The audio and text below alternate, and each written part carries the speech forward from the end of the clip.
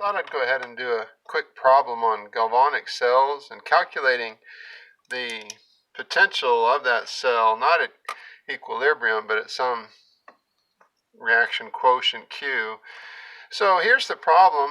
They say a cell at 298 Kelvin, kind of standard, at 5 degrees Celsius plus the 273 gives you 298. So standard conditions, that's good. Between aluminum and Cl2 gas. The gas at 1 atmosphere, so again standard conditions, is carried out. Using the Nernst equation, estimate the potential of this galvanic cell. Below is some information needed. So they're giving us the standard potential, and remember that's reduction potential for the ability of aluminum plus 3 to accept electrons. It's actually a negative from a hydrogen electrode, so that means it's not favorable. For the Cl2 to accept electrons and become Cl minus or chloride, it's favorable. Positive, remember, potentials. That's a little technical difficulty.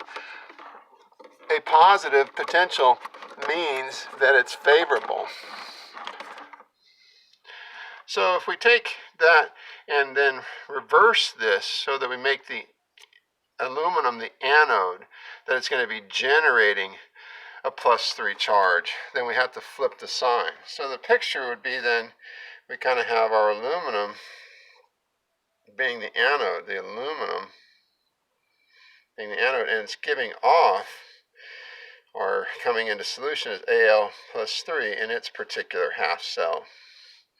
The electrons are going over to some either platinum electrode or something like that that has the Cl2 gas being bubbled in, or it's under some pressure of 1 atmosphere, that gas of Cl2. And Cl2 is accepting those electrons to become 2 Cl minuses. Now remember, for that to do that, we need 2 electrons. So I'm going to write it all out in an equation. So 2 chlorines and Cl2, each taking an electron, will give it a negative charge. So it needs 2. But aluminum, as it goes from 1 Al to Al plus 3, it's 3 electrons. So what we can do is we can say, okay, I'm just going to go ahead and say aluminum on one side, this is a reagent, plus the Cl2, which is a reagent, goes through a redox reaction where aluminum becomes Al3 plus, and we get, for the chlorine, 2 Cl minuses. But remember, we have to balance the electrons.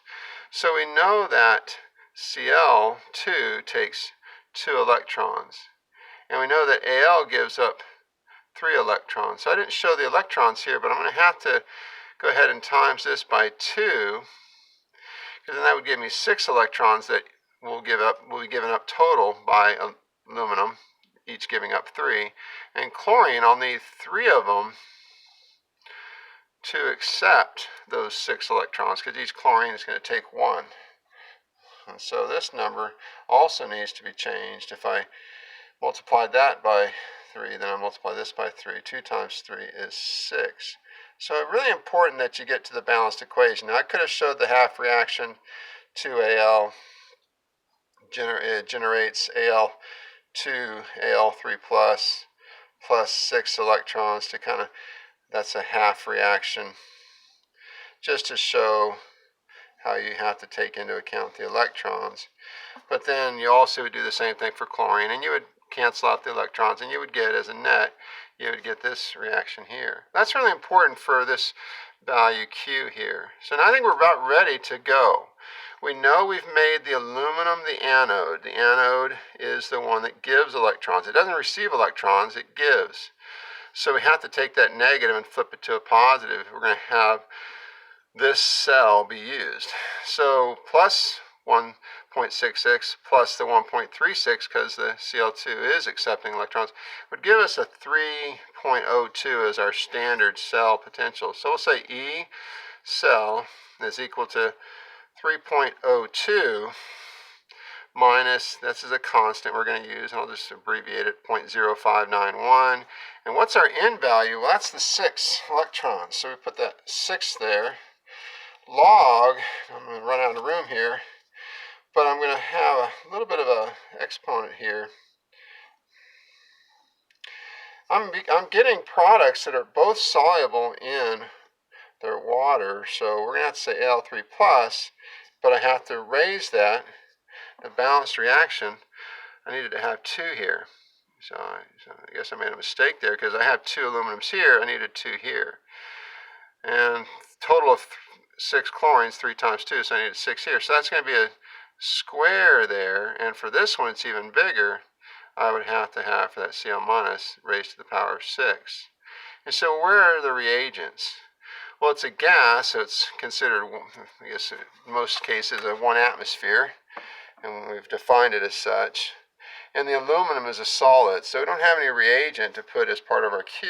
So this is what we work from, I guess, to do the math. And I'll stop the video there, and you can say all I need to do is plug in the values they gave me, 1.1, and square that, and times that by the 0.1 here to the 6th power. Multiply those two, take the log of it, and multiply it by, you're going to get a negative value times a negative, and you're going to end up with, you should get to about a 3-point, the energy, or the potential of the cell, just see if you can do it on your own, a 3.37 volts is what you should get to. Bye-bye.